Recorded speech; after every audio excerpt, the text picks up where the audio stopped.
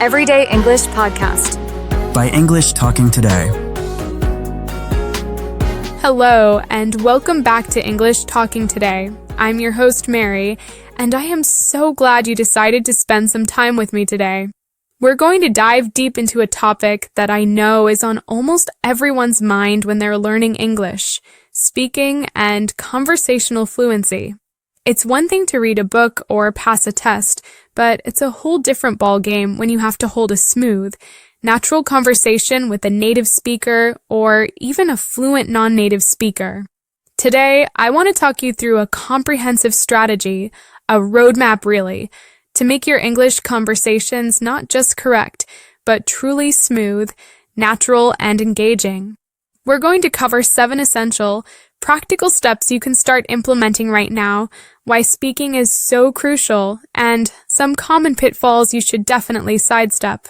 So, grab your tea or coffee, maybe a notebook, and let's get started. First, let's establish why focusing on speaking and conversation is so important. It's the ultimate goal, isn't it? When you improve your speaking skills, it does so many things for you. Most obviously, it boosts your confidence in an incredible way. When you can express your thoughts clearly, your self-assurance just soars, and that confidence is a feedback loop. The more confident you are, the more you speak, the better you get. Secondly, actively speaking is what truly helps you start thinking in English. When you're forced to produce language quickly, you bypass the translation step in your brain. You stop thinking, how do I say I am tired in English? And you just think, I'm tired. That shift is monumental. And finally, fluency opens up opportunities. Whether it's for work, study, travel, or making new friends, good communication skills are your passport to a wider world. I've heard so many stories from listeners who got a promotion or made a lifelong friend simply because they were confident enough to start a conversation. So, the stakes are high, but the rewards are huge. Now, let's get into the 7 practical steps that will transform your conversational skills. The very first step, especially for anyone who feels overwhelmed, is to start small and simple. This might sound obvious, but people often try to jump into complex discussions too soon. If you're a beginner or even an intermediate learner who lacks confidence, focus your energy on the short, high-frequency sentences and phrases you use every day. Think about your daily routine. How do you greet someone? Instead of trying to construct a perfect, long-winded response, start with, "Hi, how are you?" "I'm great, thanks." "And you?" Or, if you're ordering food, stick to the simple, common scripts. "Can I please have a coffee and a croissant?" "Thank you." This strategy helps you build what I call quick confidence. You get immediate, positive feedback from a successful, short interaction, and that small win encourages you to try the next, slightly longer interaction. It's about mastering the basics so they become automatic, freeing up your brain power for more complex thoughts later. Don't underestimate the power of making the simple things perfect. My second, and arguably most important, tip is to listen and repeat. This is how you absorb the natural rhythm, the music of English. English isn't just a collection of words. It has a flow, a tone, and specific ways that sounds link together. You need to immerse yourself in authentic English content. Turn on those podcasts, YouTube videos, or movies. The key here, though, is not just passive listening. After you listen, you must mimic. Choose a short sentence or a line of dialogue, maybe just 5 to 10 words, and play it back. Now, try to say it exactly how the speaker did. Focus on the pronunciation, the subtle tone of their voice, and the rhythm or stress patterns. If the speaker says, "I can't believe how late it is," don't just say the words. Try to match their surprised or frustrated tone and put the stress on can't and late. This is often called shadowing, and it is a powerhouse technique. It trains your mouth muscles and your ears simultaneously, bringing you closer to a native-like cadence. The third step is about embedding this new skill into your daily life. You must practice speaking every day. Consistency absolutely trumps perfection. 5 minutes of focused speaking every day is 100 times more effective than 2 hours once a month. I recommend what I call micro practice sessions. These are short, non-stressful moments where you use English. A fantastic, no-pressure way to do this is to talk to yourself. Literally, as you're getting ready in the morning, describe what you're doing. I'm brushing my teeth now. The water is a little cold today. I need to make a plan for my day. This forces your brain to operate in English. Another fantastic micro session is to record yourself. Pick a simple topic, your favorite food, your weekend plans, and talk about it for 60 seconds. Then listen back. You'll catch your own mistakes, but more importantly, you'll hear your progress. Don't worry about the sound quality. This is for you. The goal is to make speaking an automatic, daily habit, like tying your shoes. Moving on to step number 4, this one is crucial for making conversations actually engaging. Ask questions and show interest. A conversation isn't a monologue, and a lot of learners treat it that way. They focus only on their own response.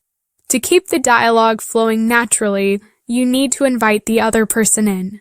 The easiest way to do this is by asking follow-up questions. Instead of a simple, closed-off response, open the door. If someone says, "I went hiking this weekend," don't just say, "Oh, that's nice." That ends the conversation. Instead, ask a follow-up. "Oh, really? Where did you go hiking? Was the weather good?" Or, "That sounds fun. What do you like most about hiking?" Asking questions is an act of generosity. It shows genuine interest, and people naturally want to talk to those who are interested in them. This makes the entire dialogue smoother and less like a Q&A session. Step 5 is where you really start to sound more natural, and that is to learn useful phrases and idioms. While correct grammar is good, what truly colors your speech and makes it sound like a native speaker's is the use of natural, common expressions. These are the building blocks of everyday conversation that textbooks often skip. For example, instead of saying, "I am very tired," which is grammatically correct but a bit plain, try saying, "I'm completely exhausted," or even a fun idiom like, "I'm absolutely wiped out."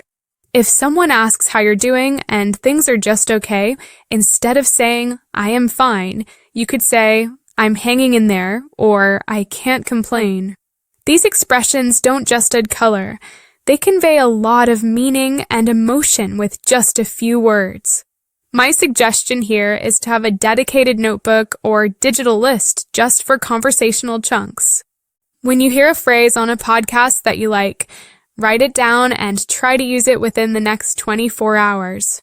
The goal is to start thinking in phrases, not just individual words. My 6th tip is a mindset shift that will free you up to speak more. Correct mistakes without fear. This is a huge one. So many English learners suffer from what I call perfection paralysis. They hesitate, pause, and get stuck because they're terrified of making a grammar mistake. I want to tell you this now. Mistakes are a natural, non-negotiable part of learning. And more importantly, fluency is far more valuable than perfect grammar. A person who speaks with confidence and flow, even with a few errors, is easier to talk to and more engaging than someone who has perfect grammar but speaks so slowly and haltingly because they are overanalyzing every single word.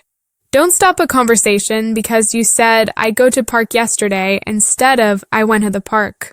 Keep going. A great technique is self-correction. If you realize you made a minor mistake right after you said it, just quickly correct yourself and keep the flow. I was going to the park, but it started raining. See? That's totally natural. It shows you know your stuff, and it keeps the conversation moving. Don't let the fear of a small slip-up silence you. And finally, tip number 7 is the ultimate test and the most rewarding part. Practice with real people. All the solo practice, all the listening, All the phrase learning is preparation for this moment. You have to apply what you've learned in a live setting. This is where you truly gain confidence and learn the natural flow and give and take of conversation. Where do you find these people? Start small. Practice with a patient friend or colleague who knows you're learning. Look for a language exchange partner online where you spend half the time speaking English and half speaking their native language. Join a local English speaking club or find an online community. The first few conversations will be a little awkward, and that's okay. Just remind yourself that the other person is a person, not an English teacher with a red pen. They want to connect with you. Every single time you successfully communicate your idea, even if it took a few tries, you are building a stronger linguistic muscle and a greater conversational instinct. Now, before we wrap up, I want to quickly touch upon common mistakes to avoid. Knowing what not to do is just as important as knowing what to do. The first major mistake is talking too little. Many learners rely on the other person to carry the conversation, offering only one-word answers like yes, no, or maybe. This puts a huge burden on the speaker and makes the conversation feel like pulling teeth. Always try to elaborate a little, even with a simple sentence. If someone asks, "Did you have a good weekend?" instead of just yes, try, "Yes, it was nice. I finally had time to relax." The second mistake is using overly complicated sentences. This often happens when a learner tries to translate a complex thought directly from their native language. Keep your structure simple, clean, and direct. It is better to have 3 simple, clear sentences than one long, convoluted sentence that gets you all tangled up. And the third mistake, which is often overlooked, is not actively listening. Conversation is a two-way street. If you spend the whole time formulating your next brilliant sentence in your head, you'll miss the nuance of what the other person is saying. They'll notice, and it breaks the connection. Actively listen, nod, use small feedback noises like, or that's interesting, and then build your response based on what they actually said. So, to recap our 7 steps to smoother English conversations. 1. Start small and simple to build quick confidence. 2. Listen and repeat to master the music and rhythm of English. 3. Practice speaking every day with micro-sessions like talking to yourself. 4. Ask questions and show interest to keep the dialogue flowing. 5. Learn useful phrases and idioms to color your speech naturally. 6. Correct mistakes without fear because fluency trumps perfection. And 7. Practice with real people to gain real-world experience and confidence. Each of these steps builds upon the others, creating a complete framework for conversational mastery. It's not a race. It's a marathon of consistent, focused effort. I truly hope this roadmap gives you the confidence to take that next step and start speaking more. Remember, every conversation you have, whether it's in a classroom, with a friend, or even in the mirror, is a victory. Thank you so much for joining me on English Talking today. I'm Mary, and I can't wait to hear about your speaking progress. Until next time, happy speaking.